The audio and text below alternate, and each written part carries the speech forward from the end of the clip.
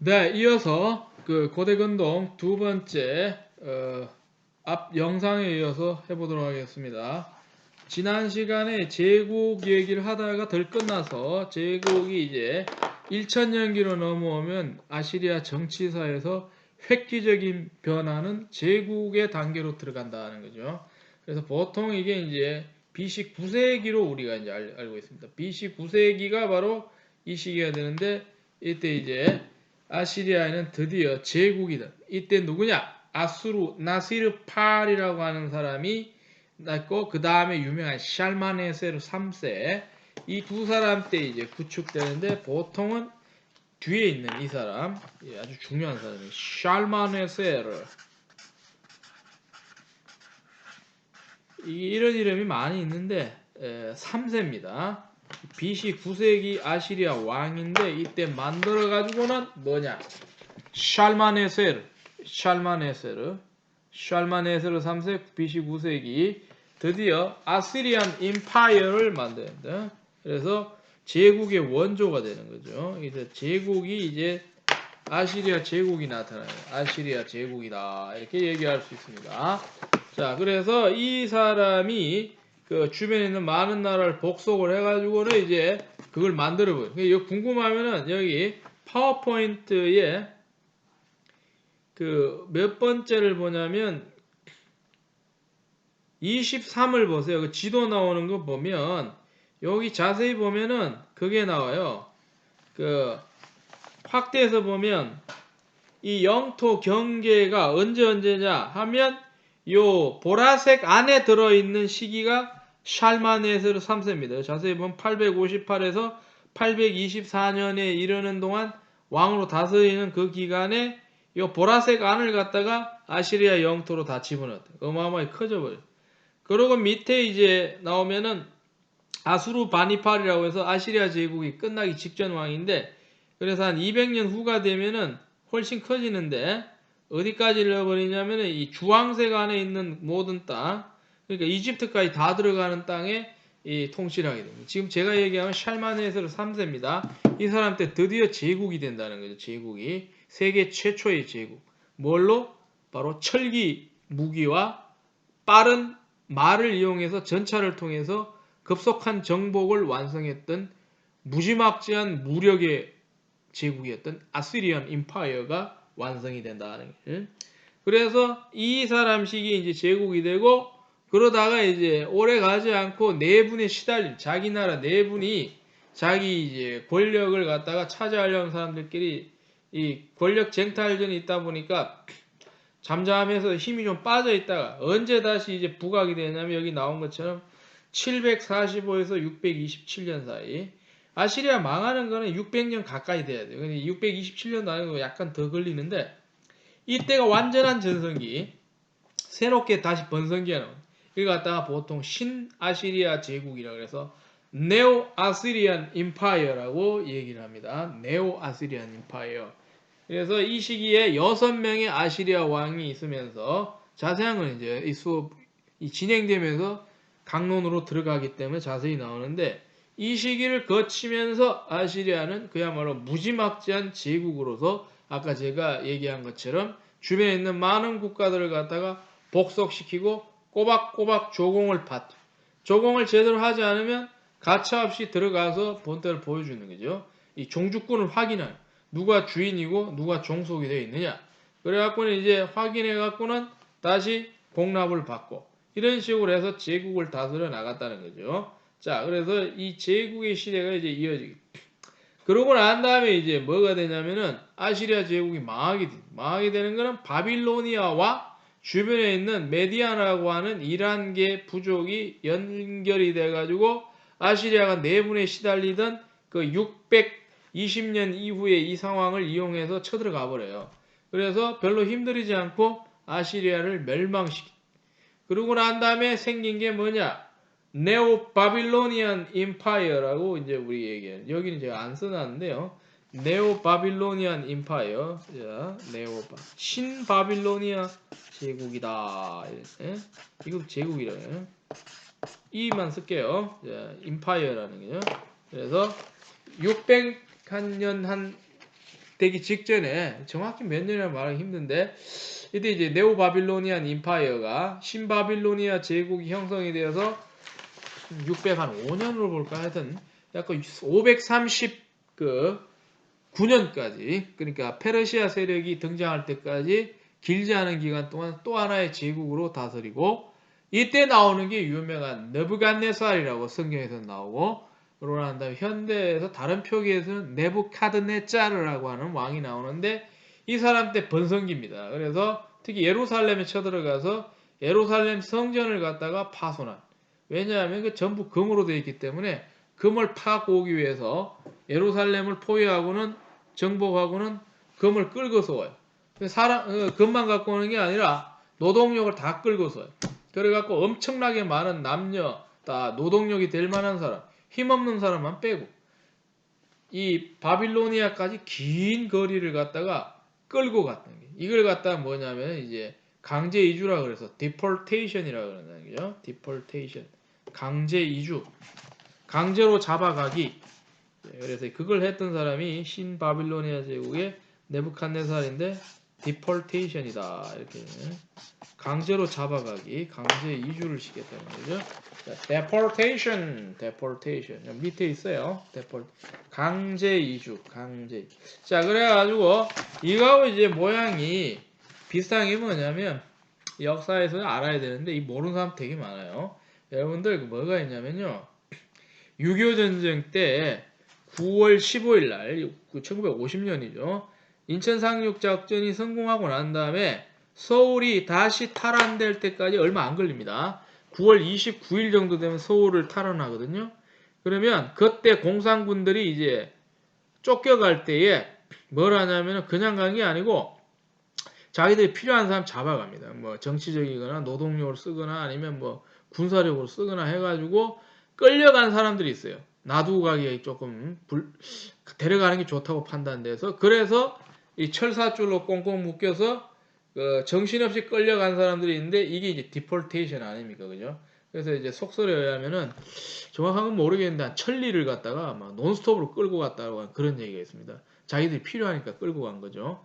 그래서 자진 월북한 사람도 있고 그때 이제 그 변화가 무쌍했는데 그런 것들도 이제 이주라고 할 수 있고 또 이주가 되게 많은데 강제 이주가 또 뭐가 있냐면 역사에서 2차 대전에도 그게 있습니다. 강제라고 할 수 있는데 그 2차 대전에 여러분 알다시피 그 전선이 가장 광범위하고 처절하고 치열하고 그러고 난 다음에 지속적이었던 데가 어디냐면 동부전선 독일 군대와 러시아 그때는 소련군이라고 할 수 있는 소련이 싸웠던 그 동부전선 뭐 소련 영토도 되고 동유럽도 되고 왜 이제 세월이 흐르면 이제 독일로도 넘어와서 싸웠던 이 영토에서 포로들이 있는데 그 소련 군대에 잡혀갔던 독일군 포로들이 많이 있습니다. 그 사람들이 셀 수 없이 엄청나게 많습니다. 엄청나게 많은 사람들이 어떻게 되면 전쟁 끝나고 일부는 돌아오고 못 돌아오는 사람도 있고요. 그래갖고 이제 그때에 이제 잡혀갖고 어디로 갔냐면 강제 노동하러 가는데 이제 뭐 가까이 간 사람도 있지만 상당수는 기차를 타고 이제 가는데 거기서 뭐 비행기로 가도 몇 시간씩 걸리는 시베리아까지 끌려갑니다. 끌려가서 거기서 이제 강제 노동하다가 빈간적으로 대접받고 고생하다 운 좀 살지만은 또 거기서 이제 못 견디고 죽는 사람도 있고 그런 이제 강제 이주 같은 것들이 역사에는 엄청나게 많았다. 뭐 우리가 몽고 지배를 당했는데 몽고도 우리에게 요구한 게 되게 많습니다. 뭐 먹는 것뿐만 아니라 그러난 다음에 전쟁에 쓰기 위해서 말도 요구를 하지요. 그 고려 여자들도 요구를 해갖고 자기들 써먹으려고 하는 게 자기 나라에 이런저런 데 이제 투입하기 위해서 그래 강제로 끌려간 사람들이 무지막지하게 많아. 역사에서는 강제 이주가 굉장히 많습니다. 강제 이주가 많은데 특히 이 아시리아가 전형적으로 써먹었던 방법이 강제 이주로 많이 들어가요. 이 바빌로니아도 그대로 지금 답습을 하고 있어요. 느부갓네살 왕이 말이죠. 그런 걸 잘 알아두셔야 돼요. 그래갖고는 이제 이 신바빌로니아도 얼마 지나지 않으면 힘이 쭉 빠지는데 동일하게 자기 내부에서 이제 정치적으로 혼란하고 이제 힘이 없는 걸 보니까 다른 나라들이 눈치를 채. 그래서 이제 메디아족 속에 유명한 지도력 있던 그 부족장이라고 할 키루스란 사람. 성경에 보면 고레스로 나옵니다. 고레스. 이 사람이 어디 힘들이지 않고 쳐들어가서 이 바빌로니아 왕조를 무너뜨리고 자기가 새로운 왕조를 개창하는데 요게 바로 이제 페르시아 왕조인데 페르시아는 좀 큰 이름입니다. 그래서 이거는 이제 왕조가 이름이 있어야 되니까 이성계는 이시니까 이시왕조라 그런 것처럼 이 키루스는 아카에메네스 왕조를 만들었습니다. 이게 페르시아 제국입니다. 그래서 근동에 생긴 제국 중에 가장 큰 제국이 바로 페르시아 제국이다. 자, 페르시아 제국 아카이메네스 페르시아 제국 아카이메네스 539에서 언제까지? 알렉산드로스에 의해서 망하는 330년까지 200년 동안 지속한 이 아카이메네스 여기에 이제 유럽사하고 왜 관련이 있냐면 이 539년에서 얼마가 지나냐면요. 얼마 지나지도 않아요. 490년까지는 한 49년밖에 안 되는데 결국은 이 사람 후손들 중에 다리우스가 쳐들어오죠. 그리스. 그래서 페르시아 전쟁이 일어나요. 아테네 스파르타와 페르시아의 전쟁. 세계사적인 전쟁이 벌어지는데 자 그런 흐름이 있다라고 하는 거. 망하는 거는 알렉산드로스가 와서 외부인이 완전히 무너뜨려 버립니다. 그래서 알렉산더 제국에 흡수돼 버리는 것이죠. 자, 그건 나중에 되면 하고 여기까지가 제가 이제 36페이지에서 얘기하려고 좀 얘기가 길어졌는데 고대 근동사의 통사적인 줄거리다. chronological summary가 되는 것이다. 자, 그러면 이제 2번 고대 근동에 관한 일반적인 걸 얘기를 한번 해본다. 그러니까 고대 문명을 살짝 한번 얘기를 해보잖아요. 우리가 상식적으로 초중고 때 배운 게 있는데 그게 뭐예요? 고대 문명이라고 하는 게 있는데 아프리카에는 이집트 문명, 피라미드가 있는 게 이집트 문명이에요. 유럽에는 세월이 많이 지나면 나오는 게 지중해 지역의 그리스 문명과 그 영향을 받은 이탈리아 반도의 로마 문명이 나와요. 아시아에는 이집트만큼이나 오래된 메소포타미아 문명이 있고 그러고 난 다음에 아시아에서도 좀 더 아시아에 가까운 데가 어디냐 하면은 오늘날 인도라고 불리는 인디아 문명, 인도 문명이 그리고 그보다 후대에 나타나는 게 중국의 온대기후의 양쯔강과 이 황하강 사이에 사람들이 많이 몰려 살면서 정착을 통해서 이룩한 문명이 바로 Chinese Civilization, 중국 문명이라고 하는 게 있죠. 그죠? 그러고 난 다음에 이제 고대일 수도 있고 아닐 수도 있는데 그 말고도 다른 대륙에도 있는 게 무슨 문명이냐? 마야 문명. 멕시코를 축으로 형성되었던 이집트에서 갖고 있던 그 피라미드 같이 생긴 걸 갖다 갖고 있어요. 그래서 사람들은 연관성을 연구합니다. 이게 이집트에서 건너갔을까 아마 연구하는데 지금까지 알 수가 없어요. 그래서 이 마야 문명이라고 하는 게 있고 그러고 난 다음에 마야 문명하고 위치가 같은 데 있는 게 비슷한 문명 아스텍 문명이라고 해요. 아스텍 문명. 그리고 남아메리카에는 이 페루와 칠레, 볼리비아 사이에 형성되어 있는 주로 페루에 많은데요. 잉카 문명, 태양신을 숭배했던 잉카 문명이 안타깝게도 스페인 정복자들에 의해서 처참히 파괴가 되죠. 언제?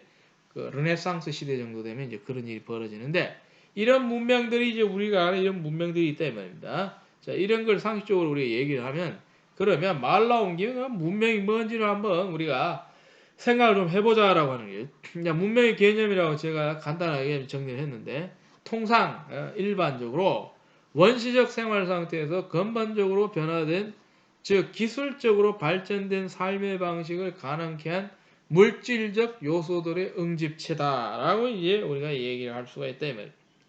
그러면 이것을 뭘로 볼 수 있느냐? 특징이 뭘 나타나느냐?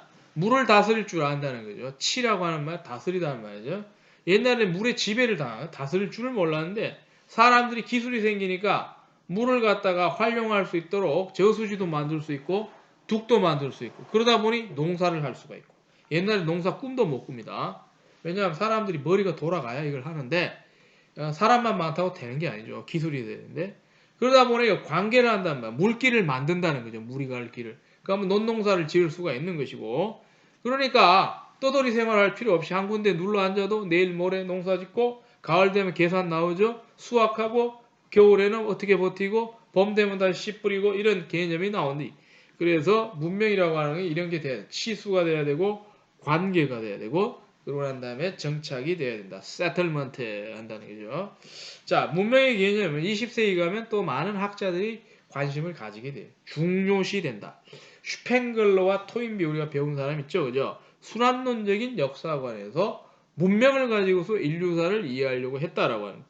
이 토인비가 말했던 인류의 역사는 총 28개의 문명권들로서 해석을 하고 이 중에 적지 않게 많이 도중에 없어졌다는 게 사멸해버렸다. 나 살아남은 건 몇 개 안 된다. 뭐 그런 식으로 해가지고 이제 자기가 봤을 때 마지막 가장 훌륭한 문명이 자기가 살고 있는 서양 유럽 문명이다. 뭐 이런 얘기를 한 것이 있습니다. 자, 그래가지고 그런 얘기들을 하는데 이쯤 되면 이제 우리가 이제 얘기를 좀 해보자는 거죠. 말 나온 김에 문명에 대해서 한번 이론적으로 한번 정리를 해보자. 그래서 여러분들 강의 자료를 보면 이제 한 페이지짜리 정도 돼갖고 문명에 관한 개념에 대해서 제가 이제 강의 자료를 게시를 했는데 요거는 이제 우리가 위키페디아에서 civilization이라고 하는 영어로 된 알파벳을 치면 civilization 뜨는 해설입니다.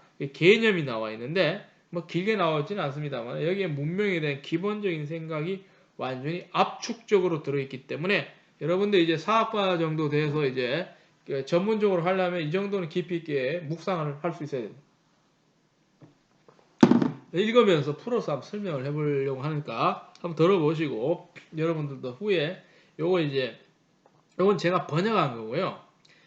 거기 보면 실제로 영어로 원문이 있어요. 그걸 대조로 해가지고 한번 보시기 바랍니다. 자, 뭐라고 나와 있느냐? 문명은 도시적 발전, 사회적인 층위화, 뭐 다른 말로 계층화라고 할 수 있는데, 그리고 상징적 소통의 형태, 그리고 자연환경에 대한 지배, 혹은 그로부터의 분리의 특징을 지니는 어떤 복합적인 사회적 특징을 지닌다. 말이 되게 복잡하고 어렵습니다. 좀 풀어서 생각해보죠. 문명이 이거다라고 하는 걸 뭐라고 해요? 정의죠, 정의. definition이라고 얘기하는데 일단은 도시가 보여야 돼요. 이 수준이 도시라고 하는 기술 수준하고 인구가 많은 걸 전제로 하는 거예요. population 자체가 populate 된 사람들이 많이 있는 거죠.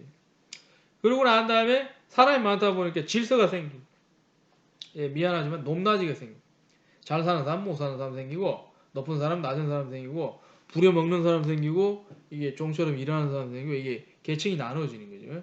stratification. 원래는 이게 이제 지질학에서 쓰는 용어인데 지층을 말할 때 stratification이에요. 그런데 여기서는 이제 우리 의역을 해야 되는데 사회적 개념에서 층위가 생긴다거나 아니면 계층화가 됐다. 클래스가 이제 되어버렸다라고 하는 얘기를 할 수가 있습니다. 그리고 이거는 이제 소통이라고 하는 게 혼자서 사는 게 아닙니다. 서로 얘기를 하고 주고받아야 되기 때문에 서로 주고받으려면 뭐가 필요해요? 상징적 소통이 되려면 말이 있어야 되고 글자가 있어요. 두 개 다. 옛날에 말은 있었죠. 그죠? 사람 태어나는 대부분 사람 말을 할 수 있으니까. 그런데 글자는 아무나 하는 게 아니라 이게 머리가 돌아가요. 글자를 만들죠. 그죠? 그러니까 글자까지 나오면 문명이 되어버려요. 말만 있다면 문명이 되는 게. 자, 자연 환경에 대한 지배 혹은 그로부터의 분리의 특징. 자연 환경을 이 지배당하는 게 아니고 지배를 해버리는 거예요. 그 정도 되려면 기술이 돼요. 그러고 난 다음에 자연으로부터 종속되는 게 아니라 떨어져 나올 정도의 능력을 지닌 이런 복합적인 사회적 특징이다라고 이제 얘기할 수 있습니다. 그 다음 문장에는 각 문명들은 그죠? 중앙 집권화를 포함하는 사회, 정치, 경제적 특징에 의해 밀접히 연관되고 정의된다. 자, 중앙 집권화가 굉장히 중요한 얘기입니다. 이제 권력이라고 하는 게 존재는 하는데 이 통솔력이 없다. 이 한쪽으로 수렴해내지 못하면 통솔해내지 못하면 유명무실하거든요. 그래서 지금이야 뭐 아무나 의사표현을 마음대로 하고 자기 주장도 하고 거부도 하고 따지고 대화하고 소통하지만 원래 옛날 단계에서는 그죠 절대적인 권한을 지닌 지배자에 많이 눌려 있는 거죠. 그죠? 중앙 집권화가 왜 필요하냐면은 이게 집단적으로 공동체가 하나의 공동의 목적을 가지고 뻗어가기 위해서는 군더더기를 많이 생략을 해야 돼요. 그러니까 하나로 이제 결집이 될 필요가 있죠. 이걸 보통 뭐라 그러냐면은 센트럴라이제이션, 중앙 집권화가 돼야 돼요. 중앙 집권화. 그러려면은 그 지도하는 사람은 다른 사람에 비해서 유별나게 뛰어나야 돼요. 판단력이랄까, 지적 능력이랄까, 리더십 모든 데서 앞서야 돼. 이런 사람이 뭐야 돼? 지배를 해야 돼. 왕이 되거나 종교적 지도자가 돼야 된다는 거예요. 그래서 이게 이제 사회고 정치고 경제가 다 연관이 돼. 연관이 되면서 나아가는 그런 모습이 옛날 원시시대는 이런 게 없단 말이죠. 문명이 되면서 이런 게 나타나기 시작했다라고 얘기할 수 있습니다. 여기에 이제 다음과 같은 요소들이 해당이 되는데 인간 및 다른 구성 요소들을 하나의 이 제한된 틀 내에서 그죠? 통합하는 것을 포함한 domestication 하고 있다는 거예요. 내부로 수렴해낸다는 겁니다. 집으로 만들어버린다는 거 아닙니까? 그죠? 여기에는 뭐가 들어요? 여기서 굉장히 중요해요. 노동이 뭐가 된다? 전문화되고 분화된. 옛날에는 그냥 노동 개념이면 나도 이거 하고 너도 이거 하고 그래. 개념이 없어요. 그죠? 이제는 사람들이 필요하니까 직능별로 나눠버려요. 그죠? 모든 사람이 그냥 물고기만 잡으러 가고 이러면 안 된다는 거죠. 사람마다 각기 다른 거예요. 분화시켜. 그렇게 하면 전문화되죠. 옛날에는 물고기 잡는 수준이 다 똑같아. 이제는 그게 아니에요. 어부의 수준이 따로 있고 아마추어가 따로 있고 그래서 분화되고 전문화되면서 오늘날처럼 분업이 가능해지는 거죠.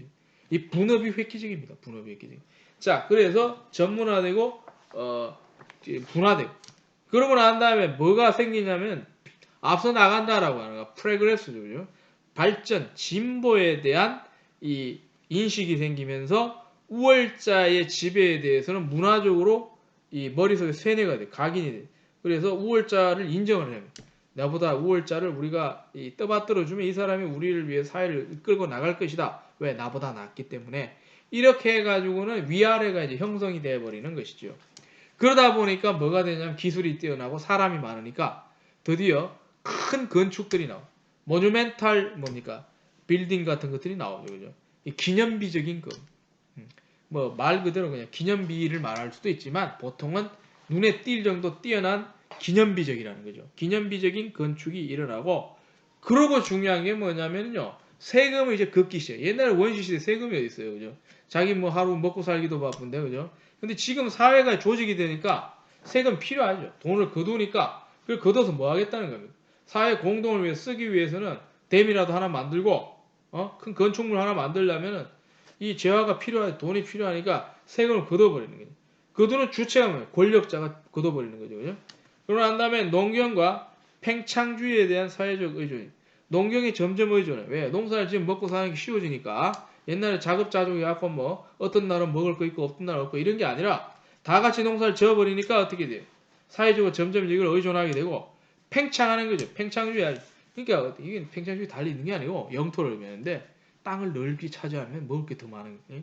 그래갖고 팽창주의에 대한 사회적 의존이라고 하는 것이 생기게 된다. 자, 역사적으로 문명이라고 하는 이른바 진부한 문화, 발전된 문화라는 거죠. 원시적으로 간주되는 문화의 반대의 개념이라는 거예요. 그러니까 진보화를 말합니다. 그러니까 넓은 의미에서 문명은 어떻게 됩니까? 중앙 집권화되지 않은 이 부족 사회하고는 대조적이다. 부족 사회는 그냥 산발적으로 존재하는. 문명은 결속되어 있다라고 하는 거는 이 부족 사회는 유목민의 문화의 산물이고 수렵적 수준에 머무는. 이 수렵적 수준은 여전히 문명으로 못 넘어간 원시 시대를 말하는 거예요. 문명들은 많은 인구가 밀집하여 정착한 데에서 조직되며 드디어 나옵니다. 권력자들, 지배 엘리트라고 합니다. 룰링 엘리트가 존재한다는 거예요. 룰링 엘리트. 이 지배 엘리트와 그에게 속하는 부속되는 도시 농촌의 인구들이 위계적인 계층을 이 하이라키라고 하죠. 위계라는 높고 낮음의 이 차이가 생겨요. 위계 굉장히 중요합니다. 모든 데는 위계가 필요하다는 거예요. 위계. 우리 조직에도 말입니다. 회사에도 위계가 있어요. 사장 밑에 부사장 밑에 상무 있고 이사 있고 또 뭡니까 뭐 쭉 있다가 부장 과장 이래 있는 것처럼 군대도 체계가 다 있습니다. 장군 밑에 영관 있고 영관 밑에 위관 위관 밑에 사병 이렇게 쫙 있는 것처럼 이 위계가 있다. 지배 엘리트가 존재한다는 겁니다. 얘들이 토인비가 뭐라 그랬냐면 creative minority 창조적 소수라고 그랬어요. 항상 역사는 소수의 뛰어난 사람들이 다수의 평범한 사람을 이끌고 간다라고 봤다는 거예요.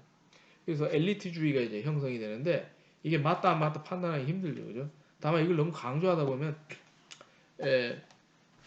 사고가 편협해질 수가 있는데 이 지배 엘리트라고 하는 게 위계 속에 나타난다는 거예요. 위계. 그래서 자, 상식적으로 알아두시가 하이라키라고 하는 이 위아래가 있는 구조, 위계 구조, 하이라키라고 하네. 하이라키를 여러분들이 주목을 해야 된다.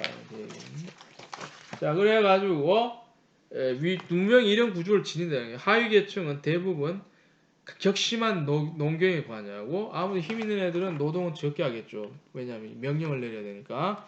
그런 다음에 탄광일이나 제조업이나 상업 이런 것들 힘든 일을 많이 하고 나머지는 위에서 이렇게 지배자로서 누르고 있는 거지. 문명은 권력을 집중시키고 사람을 포함하여 자연에 대한 사람의 통제를 확대시킨다. 이게 기본적으로 우리가 문명이라고 하는 데 대해서 문명을 연구하는 학자들이 간략하게 정의해 놓은 겁니다. 이거 하나하나를 잘 생각해 보면 문명화로 넘어간 것이 지니는 역사적 의미가 굉장히 크다. 이렇게 알 수가 있는 겁니다. 그럼 다시 우리 본론으로 돌아와 가지고 그러면 이제 우리가 갖고 있는 기본적인 강의 자료를 보게 되면 제가 말했던 것처럼 그렇게 문명을 정의할 수가 있는 것이고 3번으로 들어갑니다. 3번 이후에 많은 내용은 제가 아까 모두에 설명했던 그 우리 고대근동에 가장 적합한 고대근동 역사라고 하는 이 책은 한글로 된 책이고 이거 말고 이제 제가 이 책을 알기 전에 영어 원서를 보고 내용을 여기서 추려낸 겁니다. 그렇기 때문에 이게 제 생각이라기보다는 거기서 많은 아이디어가 나왔다고 보시면 각주 6에 보면 미어루비 쓴 책 A History of Ancient Near East 그게 이제 번역된 게 이 책이고 그죠? 저는 이제 이거 나오기 전에 원어를 보고 이제 좀 1페이지, 10페이지를 좀 줄여본 건데요. 건동 개념부터 좀 보도록 해요. 건동이라고 하는 것은 19세기 학자들이 오스만 제국이라는 중부의 이란 지역과 북부 아나톨리아에서 홍해 자세한 건 나중에 기회 되면 지도를 보면 설명하는데 여러분 좀 찾아보시고 여기 이제 오늘날 중동 지역을 나타내는데 이 오스만 제국이 어떤 제국이냐면요 역사적으로 아주 중요한 제국입니다. 오스만이 망할 때까지 오토라 그러기도 하고 오스만이라 그러기도 하고 이 제국은 터키의 옛날 이름인데 이 제국이 역사에 큰 역할을 해요. 오스만 제국이라는. 자, 유럽의 중세가 끝날 때쯤에 어떻게 중동 지역에서 터키 지역에서 이제 들고 일어났대요. 그 전에 셀주크 투르크 뭐 이런 것들이 있다가 오스만이라고 하는 독특한 투르크 계열의 중동 사람들, 이슬람교를 믿는 사람들이 들고 일어나서 영토 팽창을 해서 그 당시에 15세기 정도 되면 동로마 제국이 아직 남아 있었어요. 어디에 있냐면 일부는 그리스 지역이고 상당수는 전부 터키 지역에 남아 있거든요. 동로마 지역은 서로마에 하고 같이 내려왔는데 나중에 갈라지는데 얘들이 남아 있었는데 여기를 갖다가 멸망시킨 데가 오스만 제국. 그래서 1400년대부터 해서 19세기인가 20세기 없어질 때까지 아주 오랫동안 그 지중해 지역에서 막강한 영향력을 지니고 있던 세력. 전성기 때는 저도 실제로 그 얘기를 들었는데 어디까지 쳐올라냐? 이탈리아도 다 정복하고 오스트리아 빈까지 쳐들어왔다 그럽니다. 그걸 갖다가 함락을 시키려고 에워쌌는데 거기서 이제 스톱이 돼버렸죠. 만약에 오스트리아 빈이 그 당시에 이제 알프스까지 넘어온 건데 함락이 돼서 그 다음 올라갈 때는 독일 땅입니다. 그러니까 오스만에 의해서 유럽이 굉장히 우사를 당할 뻔했어요. 그때 그 정도로 막강한 나라가 오스만 제국인데 이 오스만 제국이 19세기에도 막강한 힘을 갖고 있어요. 막강한 힘을 갖고 있는데 이 오스만 제국을 갖다가 표현하기 위해서 그쪽에 있는 땅이라고 말하는 게 뭐냐 하면은 19세기 유럽 학자들이 그렇게 부르지 않았을까. 그러니까 유럽에서 봤을 때 가까운 동쪽, 먼 동쪽은 뭡니까? 인도, 한국, 중국 이런 게 먼 동. 그러면 이걸 갖다 근동이라고 그러면 극동이지, 극동. 가까운 원동이나 극동이 가까운 동쪽은 근동이 되지, 근동. 그렇게 이제 표현했던 게 니얼 이스트란 말이에요. 니얼 이스트. 우리는 뭐라 그러냐면 중동이라고 그러거든요. 중동. 지구에서 보면 중간에 있거든요. 그래서 중동이라고 하는데 어쨌든 간에 그런 식으로 이제 또 누가 부르냐에 따라서 표기가 약간 달라지는 거죠.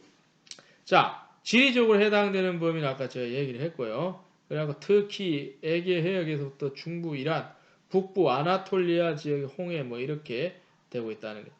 시간 범위는 이제 BC 3000년을 했는데 길게 보면 3,500년도 될 수 있습니다. 그래서 330년, 331년 정도까지 알렉산더 대왕이 쳐들어올 때까지를 고대 근동의 시간 범위로 우리가 설정하고 있다. 고대 근동의 기본적인 정치사의 맥은 이렇게 얘기할 수 있는데 도시국가 단계, 영토국가 단계, 마지막 제국 3부작 시리즈로 지금 완성이 되어 있다는 그 말인데 궁금한 사람은 이 파워포인트를 보면 이제 있는데 이 파워포인트에서 제가 요걸 갖다가 정리를 해 놓은 게 있어요. 그래서 제가 지금 추적을 하고 있는데